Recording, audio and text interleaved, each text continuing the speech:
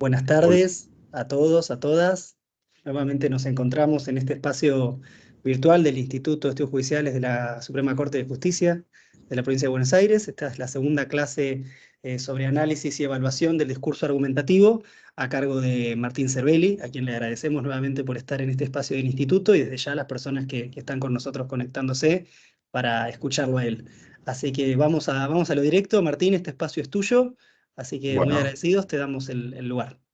bueno, ¿qué tal? ¿Cómo están? Buenas tardes. Espero que estén bien, sufriendo un poco el calor, pero igual por suerte estamos en casa. Bueno, espero que hayan recibido algunos materiales que les envié, les mandé a través del instituto, compartimos el PowerPoint que estuvimos pasando en nuestra charla anterior y también dos textos, selecciones del libro de Manuel Atienza, un capítulo que se llama ¿Qué es argumentar? Que es muy interesante, se los mandé porque es un capítulo más bien general que presenta las tres perspectivas de las cuales estuvimos hablando, ¿no? La perspectiva formal, la perspectiva pragmática y otra perspectiva que se llama material, define algunos de los términos que estuvimos utilizando también en nuestro primer encuentro. Y el otro capítulo creo que es el de la estructura de la argumentación, que es el último, más que nada lo mandé para poder completar los contenidos que estuvimos viendo en la última charla, que quedó medio trunco porque se nos fue el tiempo. Habíamos estado viendo distintos esquemas argumentativos, argumentación múltiple, ¿no? que propone varias líneas de defensa alternativas, la argumentación coordinada, que es una línea de defensa que integra distintos argumentos, y la argumentación subordinada, donde cada argumento depende uno del otro. Ahí en el texto que les mandé, que es del autor que se llama Van Emeren, hay distintos esquemas, distintos ejemplos, y un esquema final que después los invito a verlo con mayor detenimiento, en donde se muestran integradas, ¿no? Porque la argumentación en realidad no es que uno se maneja con un tipo, sino que finalmente cuando uno lee cualquier texto argumentativo podemos detectar que se combinan esas distintas estructuras. Así que bueno, les dejé ese material para que puedan complementar lo que estuvimos viendo, y analizar también sus propios textos. No sé si ustedes producen algún material vinculado a la argumentación, me imagino que algunos de ustedes sí, en su vida laboral me refiero, y también para que puedan analizar textos también de otros, en función de cómo están presentados los argumentos y cómo se combinan entre sí, ¿no? Hoy vamos a arrancar con un tema que es muy importante para la evaluación del discurso argumentativo, que es el tema de las falacias, ¿no? Que es un tema muy importante desde el punto de vista de la teoría de la argumentación y de la retórica en general, y tiene que ver con un tipo de argumento, digamos que lo podríamos llamar un mal argumento, o un argumento fraudulento, o un argumento que conduce a engaño, ¿no? A tomar decisiones equivocadas o a persuadirnos, convencernos sobre distintas cuestiones a través de este tipo de argumentos que en verdad están esquivando el nudo argumentativo y proponen otras formas de persuasión, de convencimiento. Así que bueno, traje otra presentación, te pido Julia si la podemos compartir. Yo mientras voy a ir avanzando con algunas definiciones de falacia que ya van a ver aparecer en la primera diapositiva, ¿no? Cuando hablamos de falacia, si uno ve, hay un uso vulgarizado, ¿no? del término falacia, que tiene que ver con un engaño. Bueno, ahí apareció, ahora sí. Ahí aparecen las definiciones que suministra el diccionario, que yo siempre las tomo como punto de partida, porque obviamente que suministran una idea, pero nosotros vamos a usarlo, el término falacia, en un sentido mucho más específico. Falacia dice engaño, fraude o mentira con que se intenta dañar a alguien, ¿no? En el contexto de la argumentación no va a estar la idea de daño, pero sí la idea de, podría también pensarse un daño, ¿no? Porque uno va a convencerse a partir de determinados argumentos, va a tomar una posición, va a adoptar una creencia, un punto de vista, a través de argumentos que son fraudulentos, que son engañosos, ¿sí? La segunda acepción dice hábito de emplear falsedades en daño ajeno. Nosotros usamos, cuando uno en la televisión, por ejemplo, dicen eso es una falacia, casi como sinónimo de mentira, ¿no? Lo usan. No esa es la idea de falacia, no es una mentira. Puede ser, el argumento falaz puede ser un argumento verdadero, pero el tema es que no está discutiendo el meollo de la cuestión, sino que se está yendo por otras derivaciones. Ahora vamos rápidamente a suministrar algunos ejemplos, ¿no? Por decirles, una falacia muy común que vemos en cualquier debate político es el ataque personal. Entonces, estamos discutiendo sobre cualquier tema, corrupción, salud, educación, y vemos que un interlocutor ataca al otro, como diciéndole, vos no tenés autoridad moral para hablar de eso. Cualquier ejemplo, ¿no? Entonces, se desvirtúa el centro de la cuestión sobre la que estamos argumentando, y de eso se trata esos argumentos fraudulentos. Esquivan argumentar, eluden la argumentación directa sobre el tema que se está intentando debatir. Por eso dejamos de lado ese significado de mentira. Puede ser que esa persona no tenga autoridad moral para debatir sobre eso, pero estamos en un debate y hay que tratar de argumentar sobre la cuestión específica que se está debatiendo. A ver que voy a tomar el control del... Yo creo que ya puedo. Sí, ahí va. ¿No? En el contexto, ahora ahí apareció una definición justamente a propósito de la teoría de la argumentación, ¿no? En el contexto de la argumentación se trata de una acción discursiva que se pasa o se quiere hacer pasar por una buena argumentación, y en esa medida se presta o induce a error, porque se trata de un falso argumento, de una argumentación fallida o fraudulenta. Entonces, la noción de falacia así expresada nos lleva a concluir que en la argumentación no tiene como única premisa convencer y persuadir al otro a cualquier precio, ¿no? Sino que se trata de, hay ciertas normas que hay que cumplir, hay determinadas reglas válidas para alcanzar ese objetivo, sobre todo en la argumentación judicial, ¿no? Hay terrenos argumentativos, como también en la argumentación científica, donde está normado, está reglado la forma, los argumentos que son válidos, los argumentos que son inválidos, ¿sí? Yo siempre voy a referirme también al terreno de la política, porque es para mí el terreno donde más se manejan los argumentos falaces, porque en la política no importa la calidad de los argumentos, lo que importa es básicamente convencer al votante de que ponga el nombre del político en la lista, y eso se puede hacer a cualquier precio, incluso mintiendo. Esto más allá de cualquier partido político, lo digo, ¿no? Por eso el debate político es el debate por excelencia de la falacia. Basta mirar cualquier debate de candidatos, este año lo vamos a poder ver, y después de esta charla van a poder detectar la cantidad de falacias que se cometen, de argumentos falaces, ¿no? Que se deslizan en un debate político. En el debate judicial uno no puede mentir, uno no puede esgrimir argumentos de cualquier tipo para convencer al juez o para convencer a un juzgado, a un tribunal, ¿no? Hay reglas procesales que indican, por eso digo, es un debate que tiene determinadas normas, ¿sí?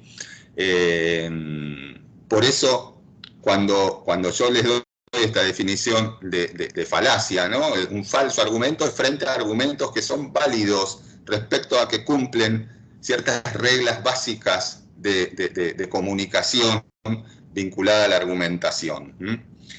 Desde la antigüedad se usaron dos términos asociados a la idea de falacia, que se llaman sofisma y paralogismo, ¿no? Básicamente, más allá de que sofisma remite a un grupo de filósofos griegos, de los sofistas del siglo V a.C., que eran especialistas en la cuestión retórica, ¿no? Eran especialistas en el lenguaje persuasivo, en el uso del discurso para persuadir y para convencer, pero a cualquier precio, ¿no? Digamos, no reparaban en ninguna regla moral para convencer al auditorio. Por eso hoy quedó como definición de sofisma un ardid o una argucia dolosa, es decir, es una falacia cometida con intencionalidad, la del sofisma. En cambio, el otro termo, que es paralogismo, se trata de un error o un fallo involuntario, ¿sí? Podríamos pensar que en el campo de la argumentación se desarrollan buenas y malas prácticas, ¿sí? Las malas prácticas que yo adscribo al campo de la política tienen que ver sobre todo con los argumentos falaces. En un extremo están el sofisma, que se trata de un argumento que tiene la intención de engañar, y del otro lado el paralogismo, que es un engaño no deliberado, ¿no? Es cuando uno acepta determinado argumento sin ninguna malicia, pensando que es un buen argumento.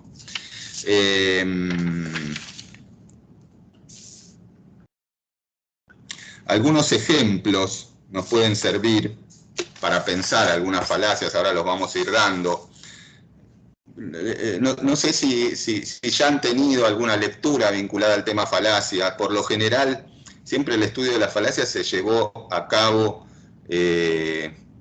a partir de catálogos, ¿no? Que tienen nombres en inglés, que tienen nombres en latín, ojalá los tuvieran en inglés, que tienen nombres en latín, ¿sí? Ad hominem, ad baculum, etcétera. Algunos hoy quedaron tan estandarizados que se siguen utilizando. Tu quoque, que significa tú también. Pero nosotros hoy vamos a tratar de acercarnos a una perspectiva de las falacias sin dejar de lado esos sistemas clasificatorios, a una perspectiva de las falacias que, tratando de identificar qué tipo de regla de una buena comunicación, de un buen discurso argumentativo, estarían violando cada una de esas falacias, ¿sí? También las falacias, hay algo muy interesante, son muy persuasivas. Vamos a ver que, por ejemplo, una falacia es la apelación a la piedad, para empezar a ponerles algunos nombres, ¿no? Apelación a la piedad. Yo que soy profesor universitario, ¿cuántas veces me han venido a decir, profesor, me maté estudiando, estuve toda la noche, pero se enfermó mi abuela? No saben la cantidad de argumentos que me esgrimen a la hora de recibir una mala nota, ¿no? Claro, ¿por qué es una falacia? Porque me está desviando del tema. Yo estoy corrigiendo un examen, ¿sí? No estoy analizando la situación, que efectivamente puede ser una situación dramática que está viviendo ese estudiante. Inclusive, hay veces que una falacia es tan dramática que me obliga a reconsiderar la nota que yo puse. Pero justamente las falacias lo que hacen es esquivar el centro del debate. El centro del debate en un examen es: tu examen está mal por tal y tal motivo. Lamento que haya tenido toda esta circunstancia. Pero a veces esa apelación a la misericordia o a la piedad, que es uno de los argumentos falaces, puede dar lugar a una respuesta adecuada de la otra parte, ¿no? Vamos a dar un ejemplo. Una falacia que se llama tu quoque. Tú también. ¿Qué significa esto del tú también? Un argumento que consiste en rechazar un razonamiento o considerarlo falso, alegando la inconsistencia de quien lo propone. Ya sea inconsistente respecto a algo, de una posición que él sostuvo antes, alguien que cambia de posición, por ejemplo, ¿no? y sostiene ahora, defiende otra posición con nuevos argumentos. Entonces, inconsistencia con algo que ha dicho o hecho en una ocasión distinta, ¿no? Respecto de la conducta personal.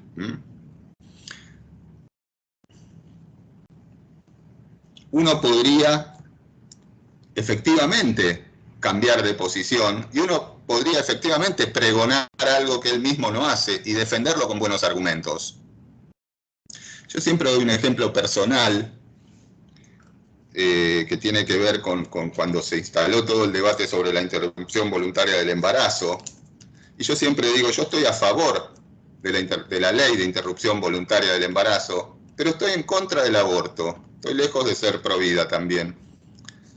No me parece nada saludable el aborto, ¿no? O sea, mi idea sería evitarlo a toda costa. Sin embargo, estoy a favor de la ley y tengo mis razones para estar a favor de la ley, ¿no? Entonces uno podría decir que es inconsistente eso, ¿no? Estar en contra del aborto, sin embargo, estar a favor de la ley de interrupción del embarazo. Bueno, se trata de esto, ¿no? Los argumentos que puedo suministrar por los cuales estoy a favor no inciden no provienen de mi posición personal o de mis sentimientos personales respecto al tema.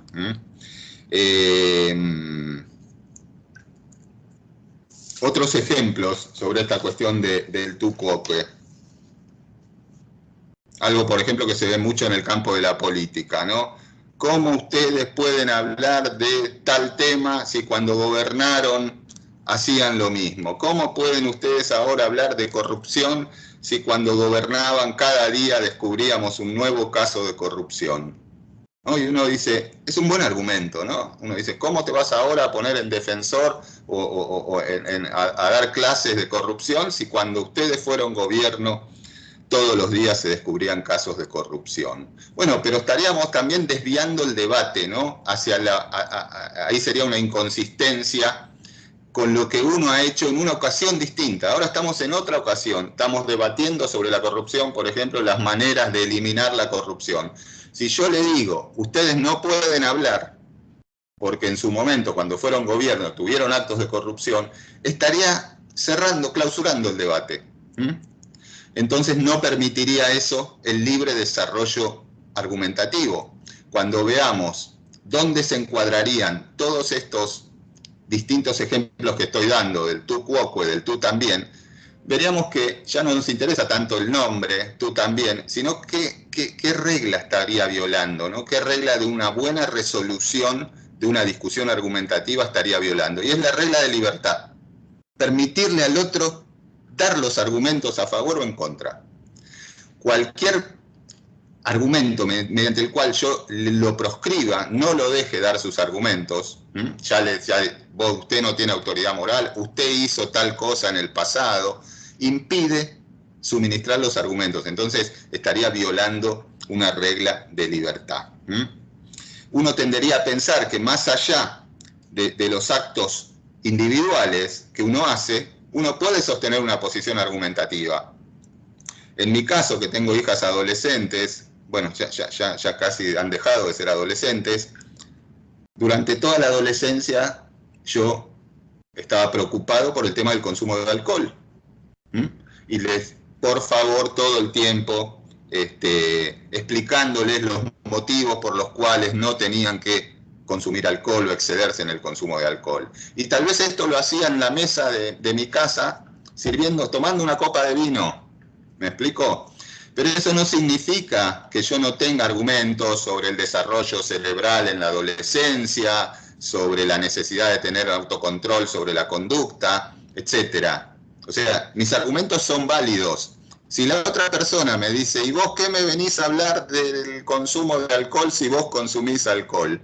Me inhibe de dar mis argumentos, ¿entiende? Por eso se trataría de una falacia, porque está violando mi libertad de dar argumentos a favor o en contra de determinado tema, más allá de mi conducta.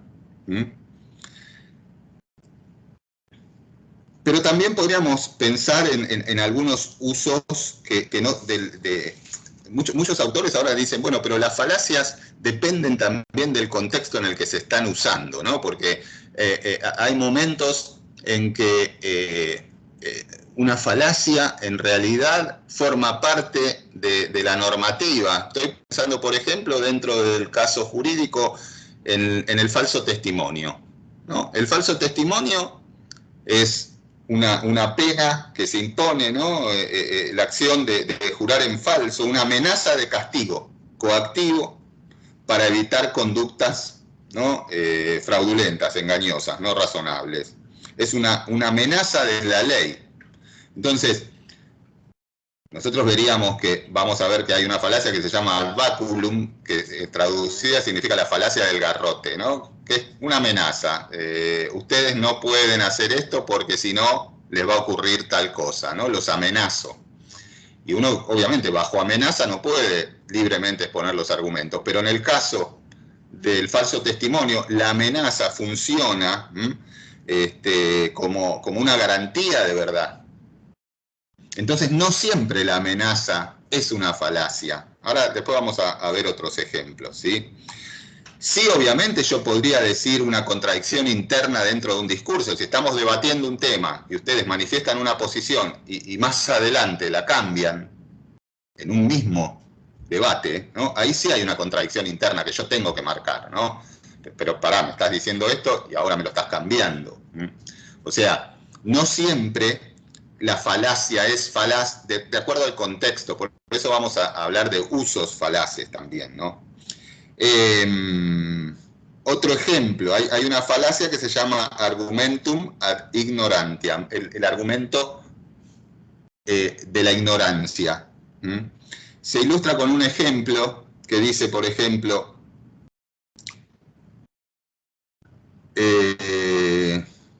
tiene que haber fantasmas. Los fantasmas deben existir porque nadie nunca probó que no los hay, ¿no? Como nadie nunca probó lo contrario, yo concluyo que la existencia de los fantasmas, ¿no?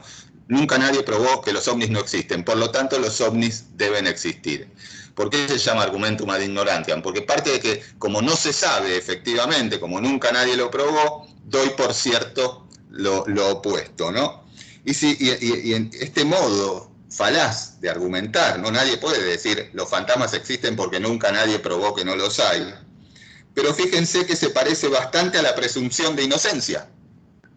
¿Qué es la presunción de inocencia? Supongo que sos inocente porque nadie demostró que sos culpable, ¿no? Estaríamos frente a ese mismo tipo de argumento, como aún ignoro si sos culpable, supongo que sos inocente. Como aún ignoro si existen los fantasmas, supongo que existen.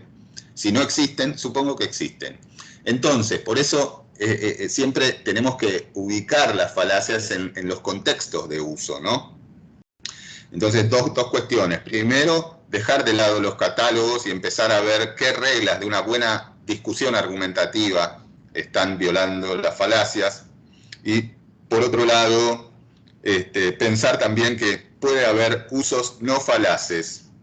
Después voy a mencionar otro que se me vino ahora a la mente, que es sobre la inversión de la carga de prueba, cuando lleguemos, ¿no? La inversión de la carga de prueba es una falacia. Ustedes saben mejor que yo qué es la inversión de la carga de prueba. Y sin embargo vamos a ver que incluso cuando están afectados determinados derechos, la ley avala la inversión de la carga de prueba. Bueno, sigamos adelante.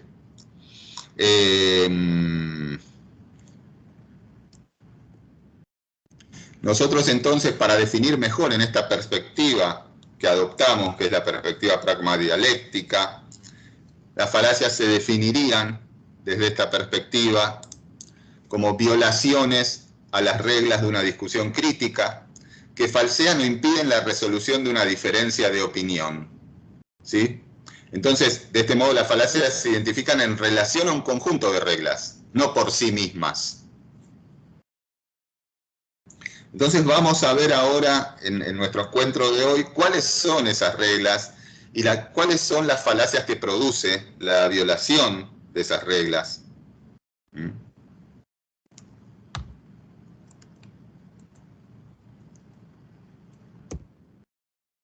La primera, como ya les había adelantado, es la regla de la libertad. ¿Qué dice la regla de la libertad? las partes no deben impedirse unas a otras presentar sus puntos de vista, sus argumentos o ponerlos en duda. Entonces, se trata justamente de permitir al otro exponer sus argumentos. La violación de esta regla da lugar a un conjunto de falacias. Una se llama falacia del garrote, traducida del latín. La otra se llama apelación a la piedad, que son justo las que estuvimos usando como ejemplos, ¿no? La otra se llama ataque personal.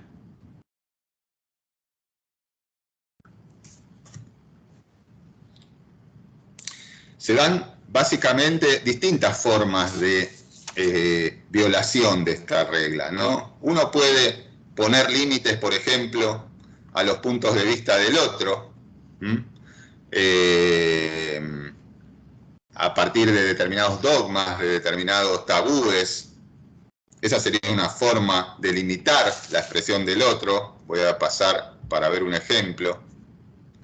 Por ejemplo, creo que no deberías decir que la abuela hizo mal en casarse de nuevo. Uno no debe hablar mal de los muertos, ¿no? Esa una falacia. Esto es algo del sentido popular, ¿no? No hay que hablar mal de los muertos. Bueno, entonces eso me impide, se trata de un tabú o un dogma, ¿no? Pueden ser dogmas, tabúes religiosos, tabúes sexuales, de cualquier tipo, que me impiden expresar mis argumentos. Por eso están violando la regla de la libertad, más allá de cómo se llame esa falacia. La que vimos antes, la falacia del garrote, tiene que ver ya directamente con una suerte de amenaza efectiva. Ahí yo les doy un par de ejemplos. Si usted trata de convocar a la legislatura para que apruebe eso, le enviaré a mis muchachos. Bueno, esto medio exagerado, pero pueden pasar cosas por el estilo. O una suerte de amenaza indirecta. Usted, por supuesto, usted puede tomar sus propias decisiones, pero recuerde que somos uno de sus clientes más importantes, ¿no? Son distintos modos de esa falacia del garrote, ¿no? La más efectiva es mantener al oponente fuera de la discusión empleando la fuerza física por medio de una amenaza de violencia, por ejemplo. Bueno, ahora que está la cobertura muy candente de la intervención de gendarmería en la ciudad de Rosario, ¿no? Y hay argumentos a favor, argumentos en contra, ¿no? No es un tema menor enviar a las fuerzas militares a una provincia que es autónoma, ¿no? Que tiene su propio gobierno. No es un tema menor, muchos piden la intervención desde la provincia, ¿no? Pero eso tiene un costo político muy alto, etcétera, etcétera. Es un tema que da para el debate. Pero cuando le mandan al móvil de Crónica una amenaza directa de que dejen de hablar de los narcos porque van a sufrir las consecuencias, ¿no? Ahí ya no se trata de un argumento, sino caerían dentro de esta amenaza que nosotros llamamos la falacia del garrote, ¿sí? Hay distintas formas de ejercer presión para que la otra parte no pueda argumentar, ¿no? O sea, volvemos siempre al tema de que estamos en la regla de la libertad, las partes no deben impedirse presentar sus puntos de vista. La otra que ya comentamos es la apelación a la piedad, ¿no? Que se llama argumentum ad misericordiam. Todos estos textos, todos estos nombres vienen porque los primeros catálogos de las falacias vienen de la antigua Grecia y después fueron traducidos al latín, entonces quedaron todos estos nombres, ¿no? Los griegos fueron los primeros en estudiar el discurso argumentativo, ¿no? ¿Cuáles eran las mejores formas de persuadir? ¿Por qué uno se pregunta a los griegos? Y porque instalaron un sistema de democracia directa.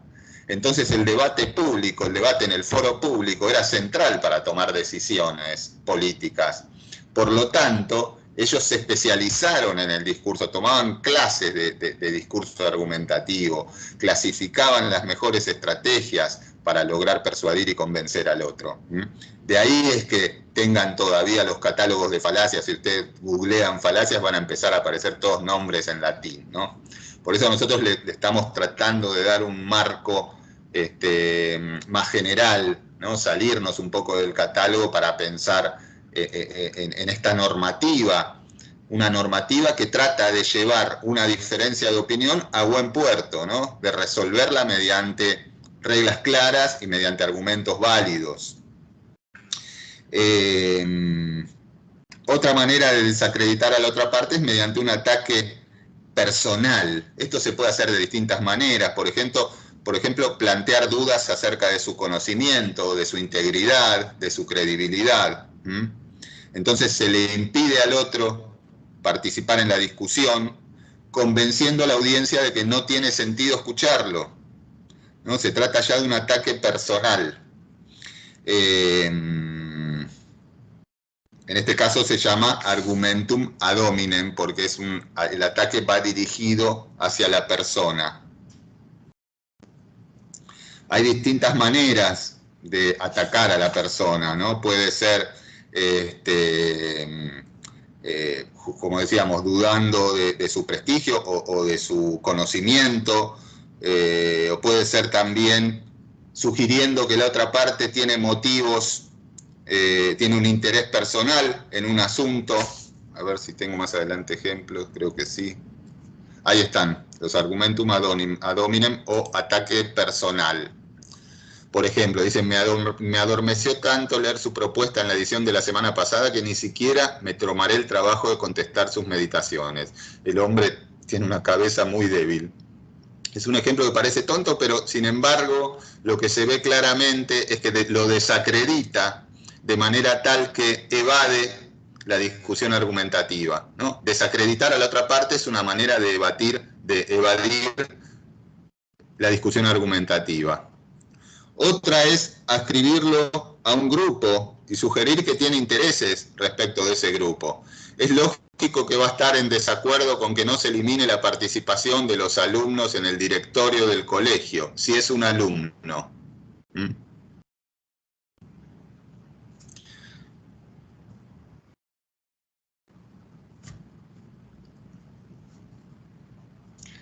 Otro es socavar la credibilidad de la otra persona, señalando una contradicción entre lo que dice y lo que hace, que es el último caso. ¿Cómo voy a obedecer al médico si él mismo no se aplica el tratamiento, ¿no? O un médico capaz que, pongamos el ejemplo de la vacuna del COVID, que dio tanto que hablar. Supongamos que un médico recomienda a su paciente darse la vacuna del COVID, pero él personalmente tiene sus motivos para no aplicársela. Es también... Pero fíjense que son argumentos que tienen un gran poder de convencimiento, ¿no? Porque yo casi estaría diciendo, pero este no es un mal argumento, porque es haz lo que yo diga, pero no lo que yo haga, ¿no? Ya está instalado en el refrán popular. Sin embargo, si el debate es hay que darse o no la vacuna del COVID, si yo digo yo no me la doy porque usted no se la da, nos estamos yendo del debate. Los argumentos serían no me la doy, no hay que darse la vacuna porque tiene riesgos, etcétera, o sí hay que dársela porque si no la enfermedad se va a expandir y puede afectar a una masa de población muy importante. Esos serían los argumentos de ese debate. No, si usted no se la da, ¿por qué yo me la voy a dar? ¿Se entiende? Siempre las falacias lo que están es desviando el eje de la discusión. Esa es una característica casi general de las falacias. Desvían el eje de la discusión y proponen razonamientos que nos conducen a un engaño, como era la definición inicial.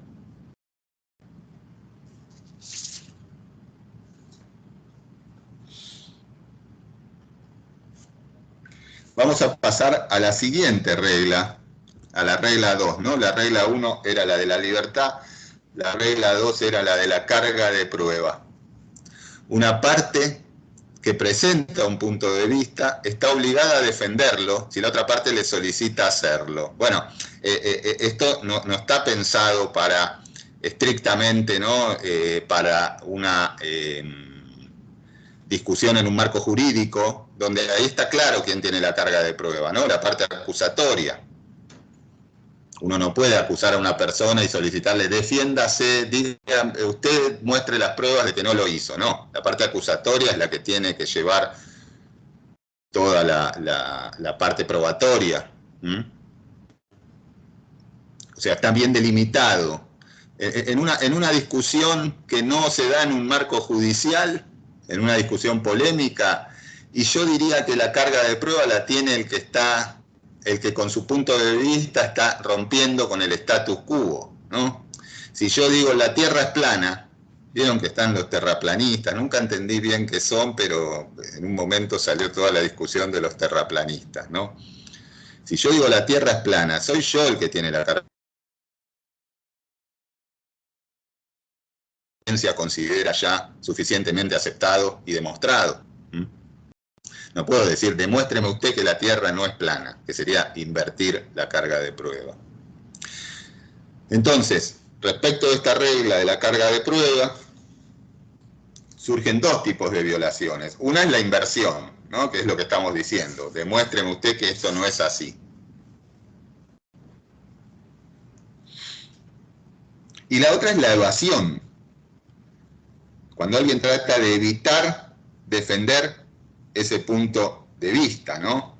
Ahora vamos a ver que hay distintas maneras de evadir la carga de prueba.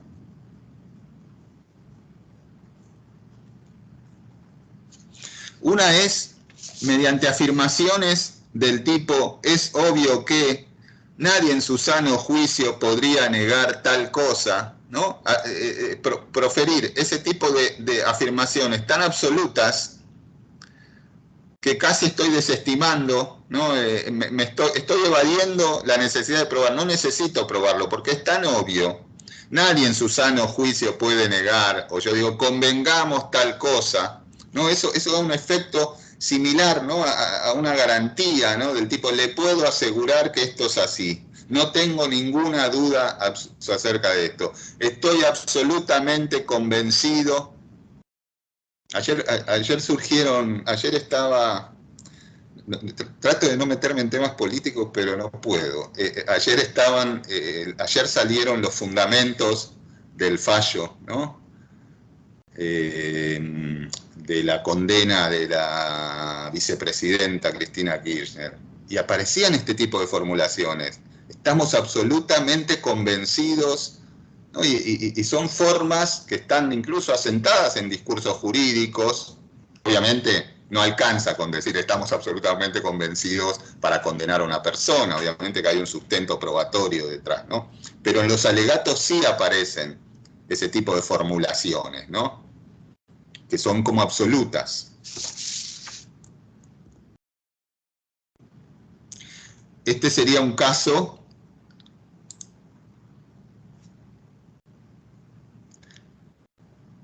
de inversión de la carga de prueba, ¿no? Yo digo, el sistema político republicano es más estable que uno monárquico. Y otro me dice, ¿puedes justificar tu afirmación? ¿Acaso tú puedes probar que estoy equivocado? ¿No? Ahí se manifiesta justamente una inversión. Darle al otro la responsabilidad de probar que lo que yo estoy diciendo no es correcto, en vez de probar yo que lo que estoy diciendo es correcto. Al otro. Otra táctica para evadir la carga de prueba es formularlo, es similar a lo que decíamos, ¿no? De una manera que parece inmune a las críticas. Les voy a dar un ejemplo que a las mujeres les va a molestar, pero se dice muchas veces. Las mujeres son por naturaleza posesivas, ¿no? O sea, se hacen tantas afirmaciones sobre las mujeres y sobre los hombres. Generales, ¿no? que implican en general conductas, imposiciones de género, ¿no? O los hombres son básicamente cazadores. ¿Qué significa eso? ¿Qué es que un hombre es cazador? ¿Que una mujer? No existe tal cosa, ¿no? Sin embargo, se manifiestan esos puntos de vista con ese tipo de cuantificadores, ¿no? Esencialmente, por naturaleza, y pareciera que están fuera de discusión, cuando en realidad son absolutamente falaces. Habría que demostrar que un hombre es esencialmente, básicamente cazador, y que la mujer, porque son, en realidad lo que hacen esas afirmaciones es mantener y conductas de género estandarizadas, ¿no? el hombre sale a trabajar, la mujer se queda en su hogar, ¿no? Y ese tipo de afirmaciones sustenta esas políticas de género que, gracias a Dios, están tan debatidas en la actualidad. Las esencialidades, ¿no? Las mujeres son esencialmente de tal manera, los hombres son esencialmente de tal otra. Pero se justifican incluso en un debate que tiene que ver más con cuestiones judiciales, ¿no? Cuando se habla, por ejemplo, del delito de violación, ¿no? Y bueno, hay como uno dice, no, pero básicamente un violador siempre va a reincidir. Bueno, ¿cuáles son los estudios que sustentan eso? ¿No? Básicamente un violador va a reincidir. Casi que a mí me convence eso. Estoy casi a favor de esa idea.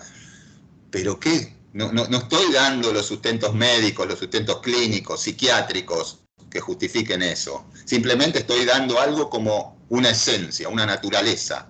Y eso pareciera que justifica tomar una decisión después en un debate legislativo sobre, no sé, mantener un registro de violadores o hacerles una operación quirúrgica, lo que fuera, ¿no? Cosas que se discuten efectivamente. O sea, son formas también de evadir la carga de prueba, decía, sostener este tipo de argumentos esencialistas que no tienen sustento en verdad. Vamos a continuar. La regla del punto de vista. Esta me gusta, la regla del punto de vista, ¿no? Digamos, cuando hablamos de punto de vista nos referimos a una posición determinada en un determinado debate, ¿no? Yo pienso tal cosa sobre tal tema. El ataque de una parte contra un punto de vista, dice esta regla, debe referirse al punto de vista que efectivamente ha sido presentado por la otra parte. Muchas veces la falacia consiste en distorsionar el punto de vista del otro, ¿no? Hacerlo parecer algo que no es. Por eso se llama falacia del espantapájaros. Es como que convierto a mi antagonista en un muñeco, en un espantapájaro, porque le estoy distorsionando su punto de vista. Le atribuyo un punto de vista ficticio. Ya sea que lo distorsione o que le atribuya un punto de vista ficticio, estaría en dos situaciones de lo que se conoce como falacia del espantapájaros. Una de las técnicas de atribuir un punto de vista ficticio muchas veces es enfatizar el punto de vista opuesto. Por ejemplo, ¿no? Ahora se habla mucho en los debates políticos de la República. Nosotros somos defensores de la República. ¿Qué estoy diciendo cuando digo nosotros somos defensores de la República? Que el partido político contrario no lo es.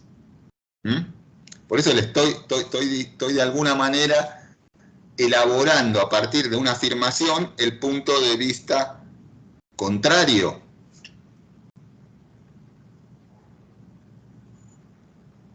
Sugiero que el oponente piensa de un modo diferente. Si el oponente se apresura a declarar nosotros también defendemos la República, de todas maneras ya hay una sospecha, ¿no? Entonces, es una manera, una técnica de atribuir un punto de vista ficticio a la otra parte, es enfatizar el opuesto. De hecho, por ejemplo, en el debate sobre la interrupción del embarazo se habla de pro vida, ¿no? Y eso significa que la parte opuesta está a favor de la muerte, podríamos pensar. Yo creo que ninguna de las dos partes está a favor de la muerte. Pero al decir pro vida estoy enfatizando el punto de vista opuesto. Y son, repito, las falacias muchas veces son argumentos muy persuasivos, que convencen a la mayoría de la gente. Otra forma de atribuirle un punto de vista ficticio es referirse al grupo del cual pertenece. No sé si tengo ejemplos acá, ¿verdad? No, este es otro, ahora lo voy a poner. Referirse al grupo del cual pertenece, ¿no? Les doy un ejemplo que tengo acá anotado. Dijo que pensaba que esa investigación era inútil. Como persona vinculada a los negocios la ve como un gasto de dinero. En su momento Me acuerdo que hubo, durante el gobierno anterior de Mauricio Macri, hubo como una reducción de los ingresos al CONICET. Digo porque es un tema que a mí justo me competía, a los investigadores científicos, ¿no? Y muchos argumentos decían, obviamente el gobierno tenía sus motivos para restringir ese ingreso, pero muchos decían, y él es un hombre de negocios, entonces ve la educación como un gasto, ¿no? Se argumentaba de esa manera. Es una falacia, ¿no? Más allá de que Macri efectivamente proviene del mundo de los negocios, no estamos argumentando de los motivos por los cuales se restringió el acceso al CONICET. No es porque lo veía como un gasto, había argumentos, y había argumentos para debatir, ¿no? Pero en ese caso se adscribía a la persona, ¿no? a su origen de clase, y eso bastaba para desacreditar las decisiones.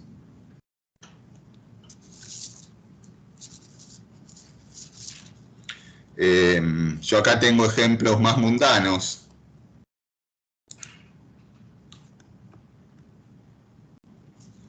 Que tomo del día a día. No es bueno que los adolescentes vayan solos de vacaciones. Entonces vos sos partidario de que vivan encerrados o criarlos en una burbuja, ¿no? Acá se ve un ejemplo de cómo se distorsiona el punto de vista opuesto. El caso de abajo es muy común. Fíjense que son argumentos que se dan en la cotidianeidad, ¿no? Esto de exagerar el punto de vista del otro y llevarlo a un extremo. Yo digo, hay que evitar los casos de justicia por mano propia en un debate interpersonal. ¿Y qué hacemos entonces? ¿Nos quedamos cruzados de brazos mientras nos matan? Esto yo lo he escuchado. En debates televisivos sobre la pena de muerte, etc. Hay que evitar los casos. ¿Y qué hacemos entonces? ¿Nos quedamos cruzados de brazos mientras nos matan? No, nadie dice nos quedamos cruzados. Hay que darle intervención a la justicia. Ese es el argumento.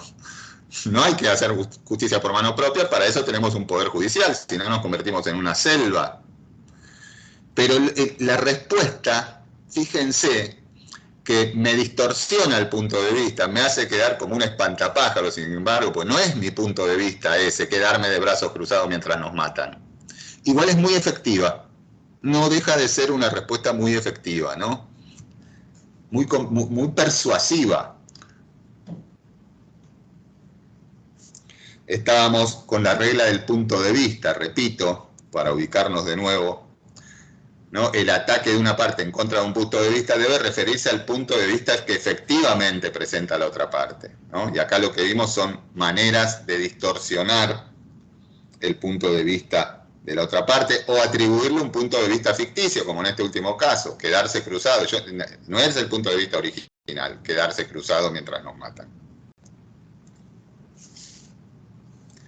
Bien, vamos a pasar a la cuarta regla,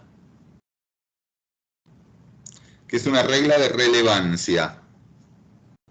Dice, una parte solo puede defender su punto de vista presentando una argumentación que esté relacionada con ese punto de vista. Claro, o sea, mis argumentos tienen que ser relevantes respecto al punto de vista que estoy defendiendo.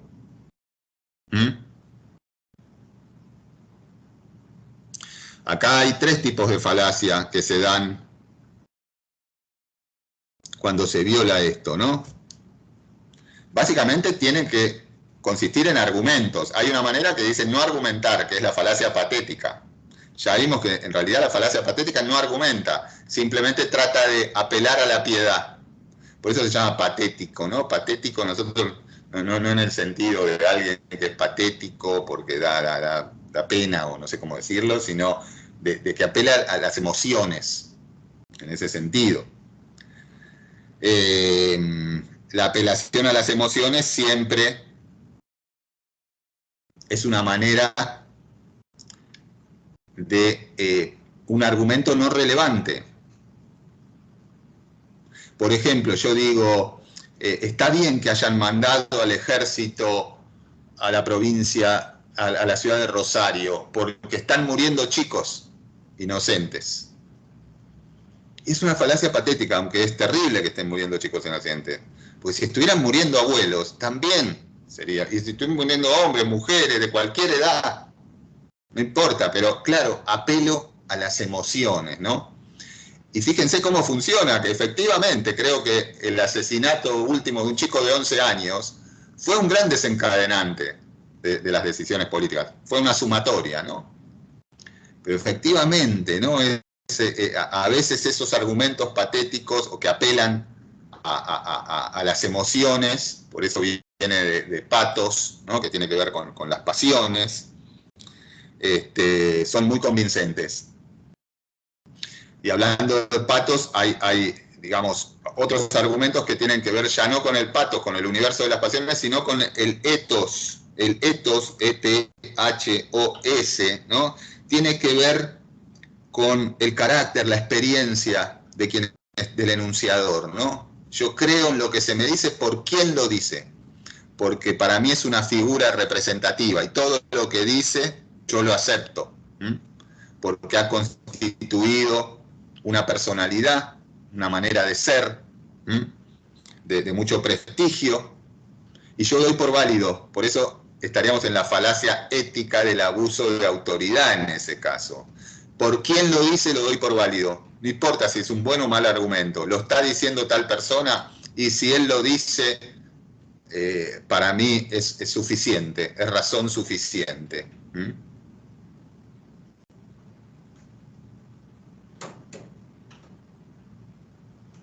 ¿Tengo ejemplos? No. Falacia ética del abuso de autoridad, y falta ver una, que es la refutación ignorante. Bueno, era el caso que vimos de los fantasmas, ¿no? Creo en los fantasmas porque nadie ha demostrado que no existen, ¿no? Como hay una ignorancia sobre el tema, yo tomo la posición contraria.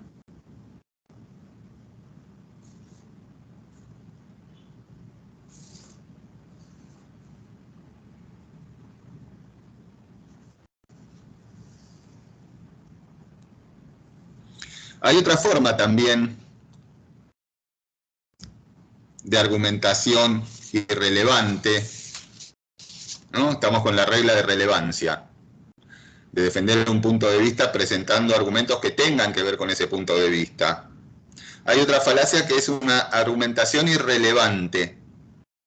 En este caso, se defiende un punto de vista que no es el original. A menudo hay muchas exposiciones oratorias, políticas, e incluso en asuntos legales, ¿no? Yo he visto juicios orales donde, por ejemplo, se defiende, el abogado defensor hace una narración sobre lo bueno que es su cliente en los ámbitos familiares, como es un buen vecino, la familia lo respeta, ¿no? Y hago toda una exposición sobre el carácter de mi cliente. Es una persona religiosa, es un buen vecino, es un buen padre de familia, pero tal vez lo estamos juzgando por un asesinato. Y no deja de ser una falacia presentar, ¿no? Puede ser un gran vecino, grandes vecinos han tenido enterrados cadáveres en el jardín, no importa que sea un buen vecino, que sea un buen padre y que sea un hombre que concurre a la iglesia todos los domingos, ¿sí? Sin embargo, se usan esos argumentos, ¿no? Para defender el buen nombre de una persona que está siendo acusada por algún delito. Se trata de una ruptura, una falacia que tiene que ver con la ruptura de la regla de relevancia, ¿no? Porque presenta una argumentación irrelevante. Bien, vamos a pasar a la quinta regla. Ya hablamos nuestro encuentro anterior sobre premisas implícitas. Muchos argumentos dejan premisas implícitas y es importante ponerlas de manera explícita. Por eso esta regla dice: una parte no puede presentar algo falsamente, como si fuera una premisa dejada implícita. Por un lado, claro, hay dos: ni puede negar una premisa que él mismo ha dejado implícita, ¿no? Por un lado, no puede negar una premisa implícita, y por el otro lado, no se puede presentar, falsear una premisa, como decir alguien dejó una premisa implícita y en realidad no lo hizo, ¿no? Por eso las dos falacias son magnificar una premisa implícita o negar una premisa implícita.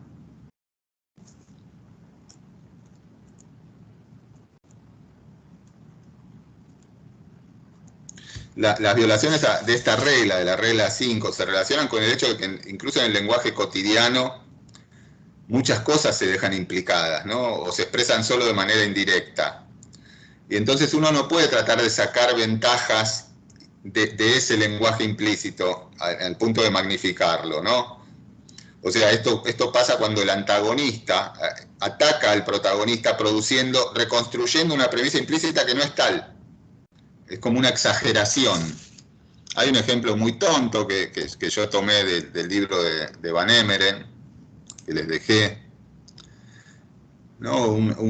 Es como un diálogo, hablo de protagonista y antagonista porque está en el marco dialéctico de un diálogo, el ejemplo, ¿no? Ana dice, puede ser que no le gusten los perros porque tiene un gato. Y Juan le responde, ¿así que pensás que todo aquel que tiene gato odia a los perros? ¿No? O sea, hay una premisa implícita en la proposición de Ana. El que tiene gatos no le gustan mucho los perros. Entonces, esto no quiero entrar en la discusión de perros y gatos. Muchos de ustedes deben tener mascotas y algunos tendrán ambas. El que tiene...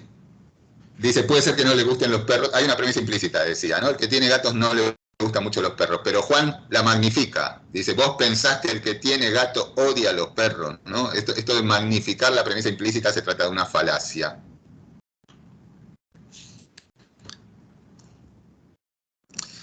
Y la otra es reconocer cuando se deja una premisa implícita. Eso sí, ¿no? Uno, en este caso, es otro ejemplo tomado del libro, dice, no tengo nada contra los homosexuales. Solo pienso que la edad para probar el sexo homosexual no debería disminuirse, porque el peligro es que los más jóvenes puedan ser empujados a convertirse en homosexuales. Un ejemplo muy rebuscado, pero básicamente, ¿no? Hay como una contradicción interna en ese discurso. No tengo nada contra los homosexuales, pero hay un peligro de convertirse en homosexuales. Entonces, evidentemente, es un debate legislativo de otro país, ¿no? Por eso, sobre la edad para aprobar el sexo homosexual. Pero evidentemente, quien profiere este argumento, implícitamente está exponiendo una posición de que la homosexualidad es un peligro para la juventud, ¿no? Por eso, como decíamos, con esta regla de relevancia, no se puede negar una premisa que uno mismo ha dejado implícita. Y en el contrario, o la otra falacia es magnificar la premisa que otro ha dejado implícita.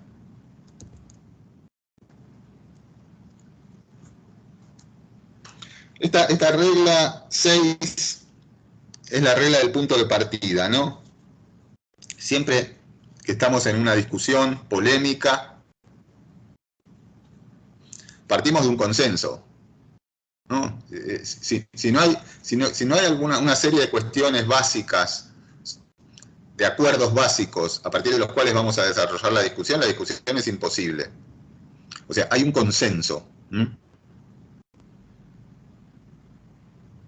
Por ejemplo, vamos a desarrollar una discusión sobre la edad de imputabilidad. Bueno, básicamente todos coincidimos en que, no sé, asesinar está mal, en que los chicos tienen que tener actividades infantiles, ir a la escuela, etcétera, educarse en un buen seno familiar. O sea, la discusión parte de una serie de ideas comunes y a partir de ahí vamos a desarrollar la discusión, ¿no? Pero siempre tiene que haber un consenso básico, que es el punto de partida a partir de cualquier debate. Doy un ejemplo que tengo acá más adelante. Por ejemplo, algunas legislaciones internacionales consideran el incesto como un delito. Yo lo tengo. Estamos debatiendo sobre esa cuestión. El delito del incesto. Otras legislaciones solo lo consideran delito cuando produce un escándalo público. En el caso de la Argentina, el incesto no es un delito, sin embargo es un agravante de delitos como la violación, el estupro, etc. Una violación en el seno familiar es un agravante. Supongamos que estamos discutiendo sobre este tema y la otra parte me dice, pero de todas formas, ¿qué problema hay con el incesto? Bueno, evidentemente, esa pregunta o esa afirmación rompe las reglas del punto de partida, ¿no? Partimos de un consenso inicial, no consideramos bueno al incesto, lo consideramos como algo condenable. Estamos analizando cómo lo tratan distintas legislaciones. Y ese es nuestro debate. ¿Qué hacer con eso? ¿Corresponde sancionarlo por ley? ¿No corresponde? En Argentina no se lo sanciona, en otros países se lo sanciona. Supongamos que ese es el debate. Pero partimos de un punto en común, de ciertos principios morales comunes. Si no, es imposible el debate. Por eso la regla del punto de partida lo que dice es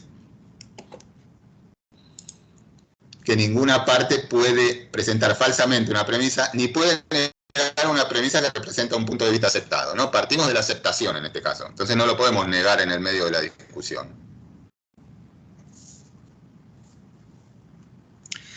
Hay otra premisa que es el razonamiento circular. Les doy un ejemplo de razonamiento circular. Yo digo, la discriminación racial es una ofensa punible, porque está en contra de la ley, ¿no? Yo digo, es como que se muerde la cola, ¿no? Yo digo que esto es punible porque está, y obvio, la definición de punible es lo que está en contra de la ley.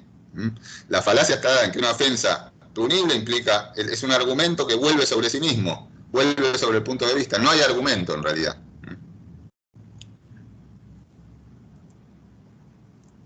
Vamos a pasar a la siguiente, a ver si podemos llegar después a algunos ejemplos. Creo que sí. Estamos con la regla del punto de partida. La siguiente es la del esquema argumentativo. Esta es muy interesante, ¿no? Dice, una parte no puede considerar que un punto de vista ha sido defendido concluyentemente si la defensa no se ha llevado a cabo por medio de un esquema argumentativo apropiado, ¿no? Hay esquemas argumentativos apropiados y esquemas inapropiados. Esto da lugar a distintas falacias.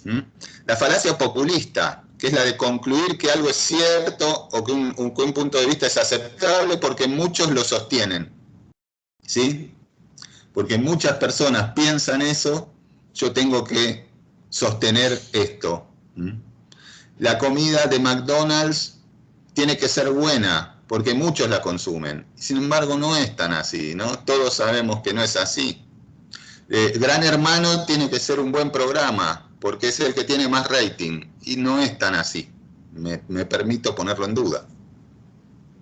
Es una falacia populista.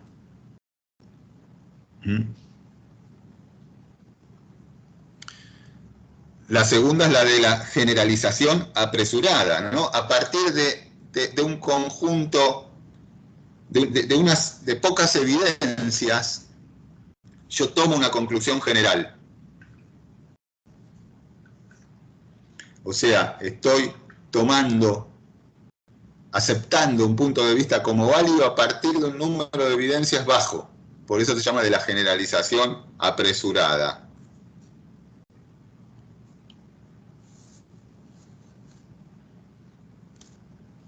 Otra falacia donde claramente notan que acá lo que está en juego son los esquemas argumentativos, ¿no? ¿Qué tipo de argumento se da? En el primero, en la populista, el argumento tiene que ver con que mucha gente lo considera así, por lo tanto tiene que ser bueno. En el segundo, a partir de un número bajo de casos, yo saco una generalización. El tercero dice abuso de autoridad.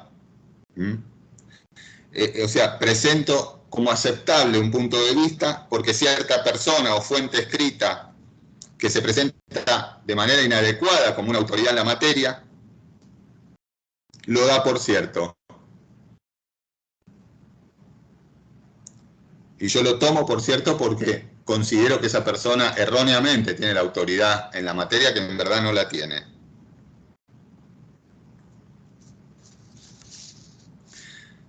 La última dice de la salteo la de latín, ahora la voy a explicar. La última es la de la falsa analogía. La falsa analogía, las analogías son muy utilizadas como estrategias argumentativas, ¿no? Ilustrar mi punto de vista a través de un caso similar, análogo. Y hay muchas.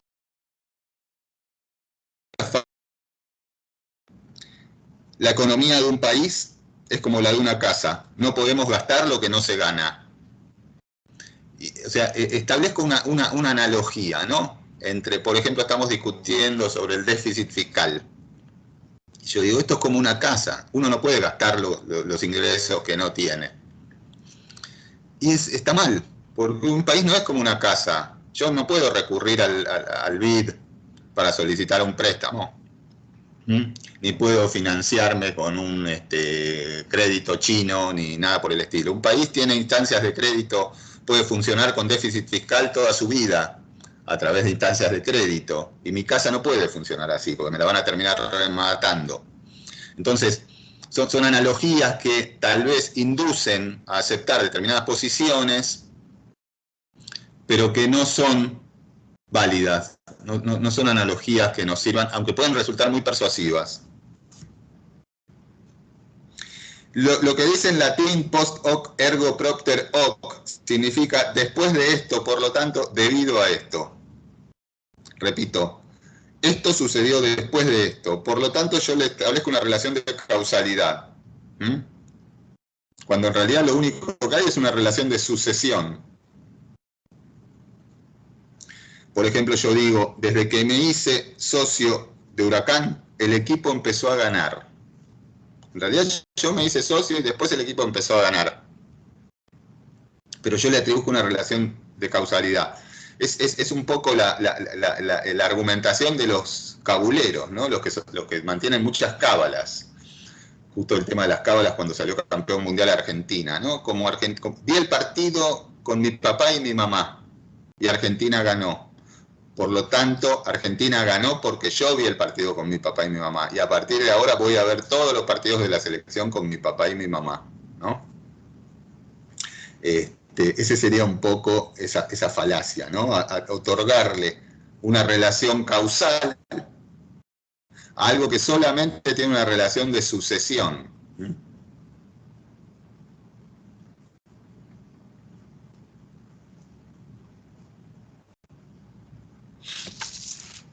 Distintos tipos de falacia, entonces, estamos viendo que presentan un esquema argumentativo inapropiado. Repito, la populista, la generalización apresurada, el abuso de autoridad, la falsa analogía, el después de esto, debido a esto, y la falacia. Está repetida la de la falsa analogía, mira, no lo había visto. Esto tiene que ver, la regla de la validez tiene que ver con la validez formal que hablamos en nuestro primer encuentro, ¿no? Con la lógica formal. Todas estas cuestiones argumentativas que estamos viendo hoy de las falacias es lo que se conoce como lógica informal. O sea, los argumentos que efectivamente se suministran en cualquier tipo de debate no son argumentos estrictamente lógicos. Si A, entonces B, ¿no? Acá se desarrollan otro tipo de argumentos. Y es lo que se conoce actualmente como lógica informal. Sin embargo, la regla de la validez tiene que ver con la lógica formal, con que se realizan las inferencias lógicas de manera inapropiada. Ahora lo vamos a ver claramente esto. Ahí aparecen falacias que tienen que ver con la afirmación del consecuente. Ahora lo explico: la negación del antecedente, la falacia de la división y de la composición. ¿Se acuerdan de este ejemplo que habíamos dado en el primer encuentro? Si comes pescado descompuesto, te enfermarás. La regla es, si comes pescado descompuesto, afirmación del antecedente, te vas a enfermar. No cabe duda. Si comes pescado podrido, te vas a enfermar. Lo que no puedo decir es, estás enfermo, por lo tanto comiste pescado podrido. O sea, la afirmación del consecuente, fíjense que lleva a una conclusión ilógica. Yo puedo estar enfermo por 1000 motivos. Lo que sí sé es que si como pescado podrido me voy a enfermar, pero si estoy enfermo no puedo concluir que es una inferencia lógicamente inválida la afirmación del consecuente. También la negación del antecedente es inválido. Lo que yo puedo decir es, si no estoy enfermo, negar el consecuente. Vuelvo al ejemplo de arriba. No estoy enfermo, por lo tanto no comí pescado podrido. Eso sí lo puedo decir, porque si hubiera comido me hubiera enfermado. Si no estoy enfermo, no comí pescado podrido.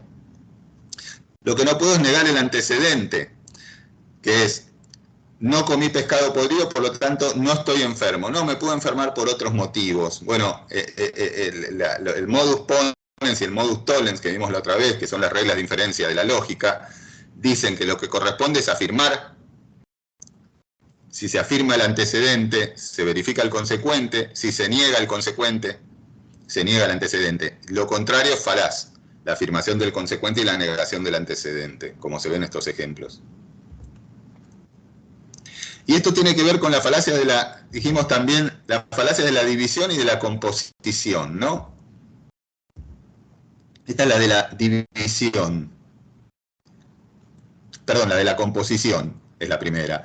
Usamos manteca auténtica, crema auténtica, lechuga fresca, de manera que nuestras comidas son siempre deliciosas, ¿no? Como las partes son buenas, el producto derivado de la composición de las partes tiene que ser bueno. No es así, es una falacia, la falacia de la composición. Yo puedo tener un equipo de fútbol con los mejores jugadores del mundo, como el PSG, y se quedó afuera de la Champions, con Messi, con Mbappé y con Neymar. Perdón que dé el ejemplo futbolero para tirar un tema de actualidad. Falacia de la división. El equipo juega mal, por lo tanto los jugadores son malos. No. Argentina jugó mal durante muchos años con Messi y Messi no era malo. O sea, que el equipo juegue mal no significa falacia de la división, ¿no? Que si el todo es malo, sus ingredientes son malos. Y al revés, si los ingredientes son buenos no significa que todo es bueno. Falacia de la división, falacia de la composición. Esta la podemos saltear, la regla de cierre, porque después ustedes la pueden revisar cuando yo les pase algunos textos relacionados con las falacias. Me gustaría ir a algún ejemplo. Y esta también, la regla de uso, que dice que las partes deben usar formulaciones suficientemente claras y que no sean ambiguas. Esto da lugar a una falacia de la falta de claridad y de la ambigüedad. Pero quería poner algunos ejemplos en estos últimos minutos que nos quedan, si todavía están ahí y han sobrevivido a este bombardeo de falacias. ¿Qué les parece el primero? A esto los invito a intervenir en el chat.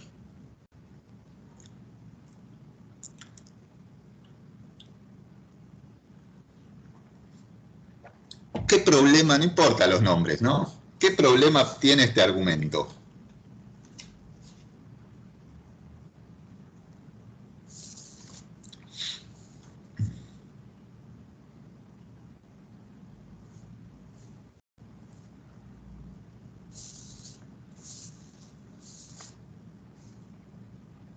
Tienen todos y todas los micrófonos habilitados también. Perfecto. Pueden también intervenir con sus voces. Dice, es antieconómico y contraproducente ignorar el sexo de un empleado y pagarle igual salario por igual trabajo. Pues de hecho en algunas tareas en las que es necesario levantar objetos pesados, es imposible que una mujer realice tanto trabajo como un hombre.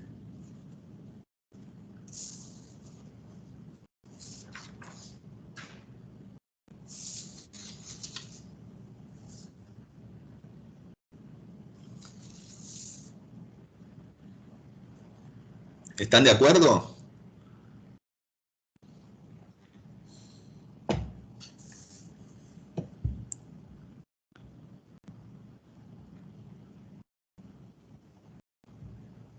¿Sí, no? no desean intervenir.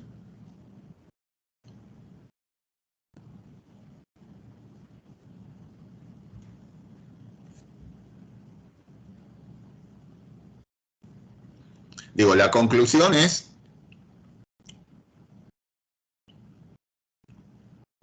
y es un tema de debate, ¿no? Salió ahora un informe que dice que vuelve a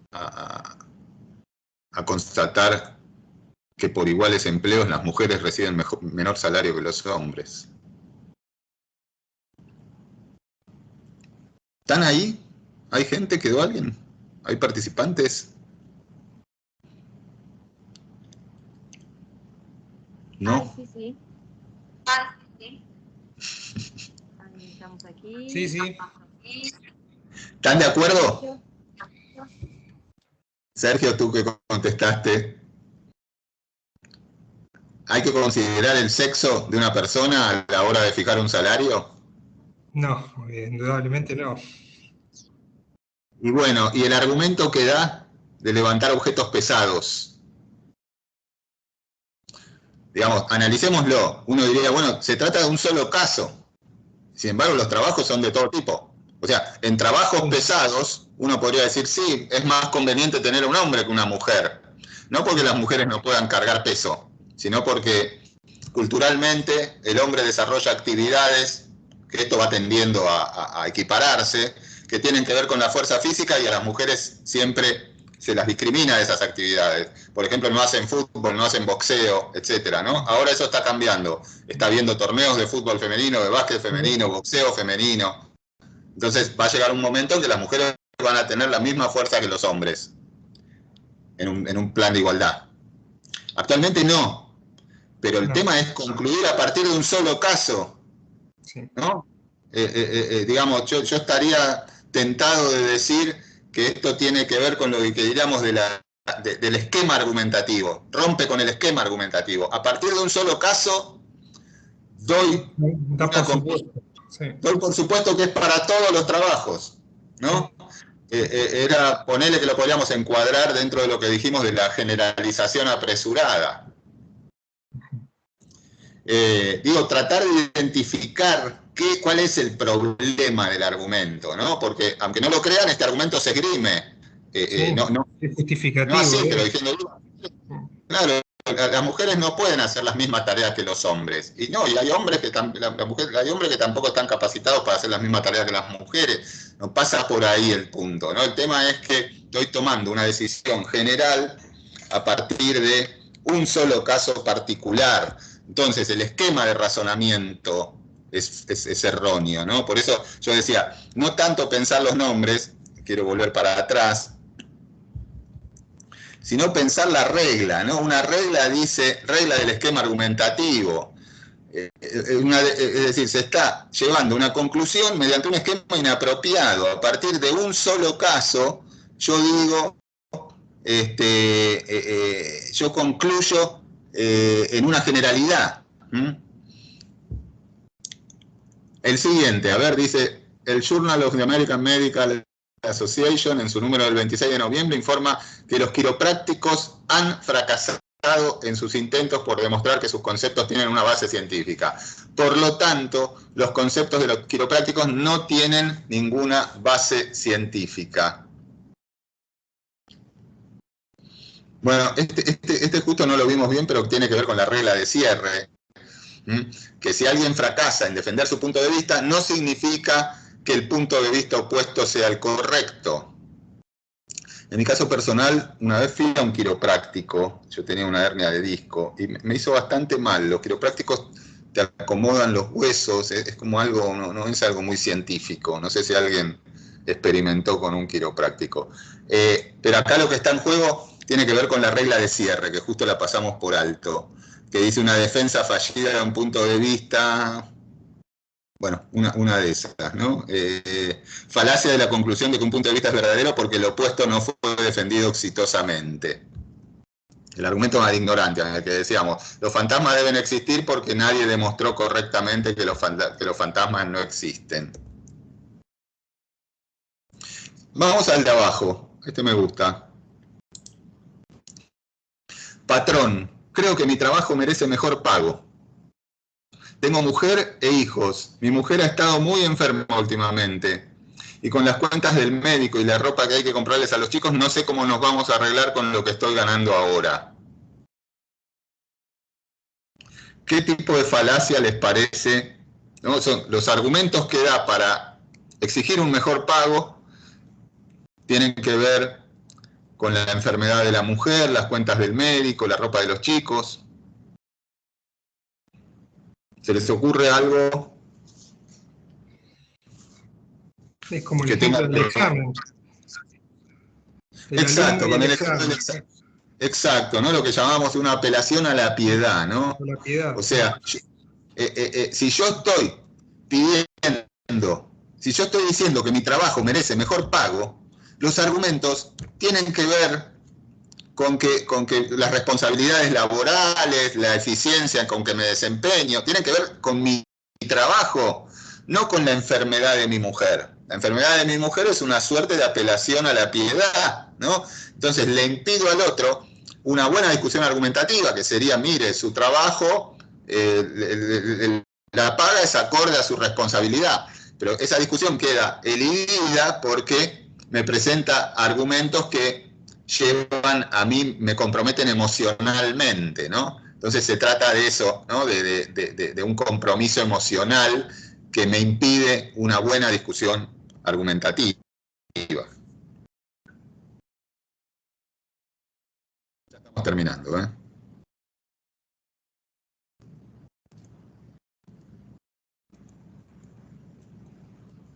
La segunda, vamos a ver de ahí, ¿qué les parece?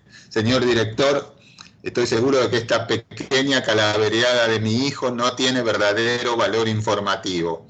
¿Acaso mi firma no gasta todos los años miles de dólares en anuncios publicados en su periódico?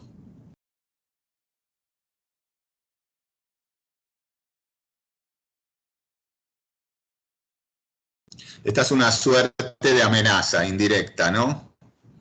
Una suerte de ataque indirecto, está rompiendo la regla de la libertad, ¿no? Es decir, le impido a la otra parte presentar una noticia porque lo amenazo con quitarle los anuncios del periódico. Bueno, después, ya estamos llegando al final, después ustedes pueden revisar las otras falacias y contrastarlas en este mismo PowerPoint con las diferentes violaciones a las reglas de una discusión crítica que fuimos viendo, ¿no? Vimos 10 reglas. Y cerramos con estos breves caricaturas humorísticas. Dice, no, gracias, siempre que me dices que lo coja termina lloviendo, ¿no? Este es un poco una burla en base a la falacia después de esto, por lo tanto a causa de esto, ¿no? Termina lloviendo porque agarré el paraguas, cuando en realidad yo agarré el paraguas y después llovió, le atribuyo una relación de causalidad a algo que solamente tiene una relación de secuencialidad. Esta es la famosa falacia del garrote. Sin duda usted elige la mejor opción, libremente le recuerdo, y ahí está la amenaza. Alguien que viste tan mal no puede tener la razón, este es el ataque personal. Aunque hay mucho de esto, ¿no? Porque cuando uno va a buscar trabajo, evidentemente se viste de determinada manera. Y si uno va al vestido a una entrevista laboral, es mal visto. Más allá de las capacidades que uno pueda o no tener para desempeñarse en ese puesto, ¿no?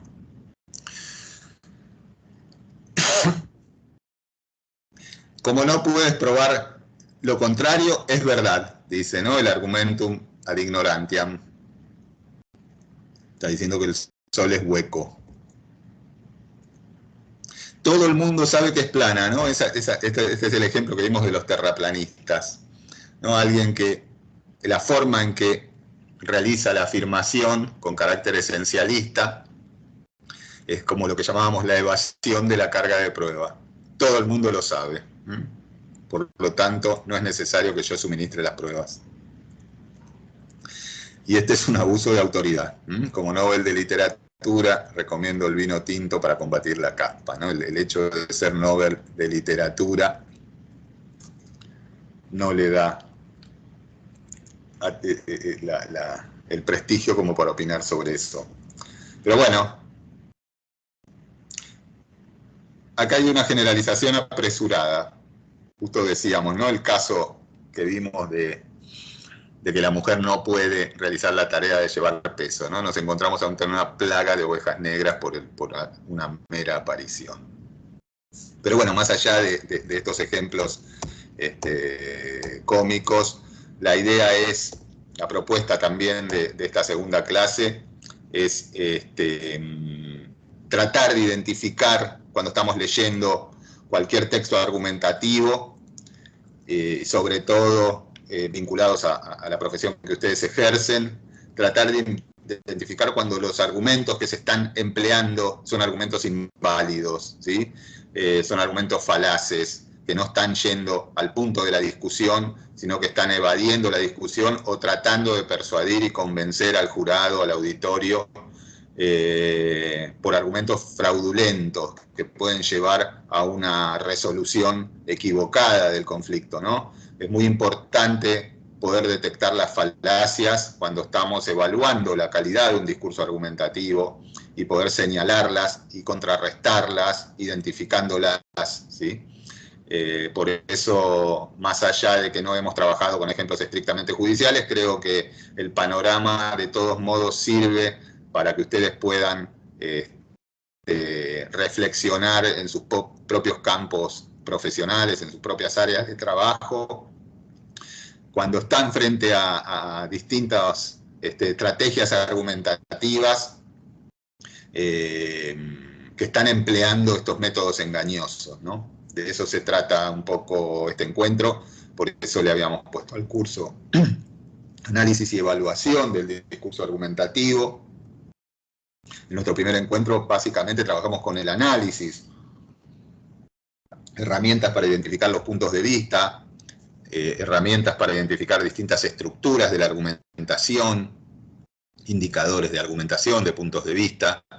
Y en este segundo encuentro la idea fue tratar de brindarles una serie de herramientas para que ustedes puedan evaluar distintos discursos argumentativos de acuerdo a la especialidad en la que ustedes se desempeñen, ¿no? Así que bueno, espero que esto les haya resultado interesante, les aporte herramientas para el trabajo, y les sirva también para reflexionar sobre un tema que, como vimos, es esencial para el derecho y para la práctica jurídica, y que lo puedan aplicar sobre todo, ¿no? Que empiecen a leer los textos, muchas veces cuando están leyendo textos propios de su práctica profesional, que empiecen a tener en cuenta estas ideas y para poder evaluar y para, como les decía, para poder realizar buenas defensas, ¿no? de los litigios judiciales en los que ustedes intervengan. Así que, bueno, eso es todo. Si quieren dejar algún comentario más adelante, me pueden enviar un mail. Yo les voy a pasar también material complementario sobre esta clase para que tengan textos donde puedan profundizar algunos temas que les interesen. Y bueno, nada más, les agradezco la participación, les agradezco que se hayan interesado por el curso y bueno, esperemos vernos más adelante tal vez con alguna otra propuesta. Bueno, muchas gracias a todos y a todas por participar. Muchas gracias a vos, Martín, por el espacio. Y bueno, espero que nos volvamos a encontrar más adelante. Que bueno, les dejamos el link para que se puedan inscribir para recibir el certificado. Y bueno, será hasta la próxima. Muchas gracias. Hasta luego. Gracias Julia, Bueno, gracias a todos. Muy amable, Martín. Por favor, gracias a vos.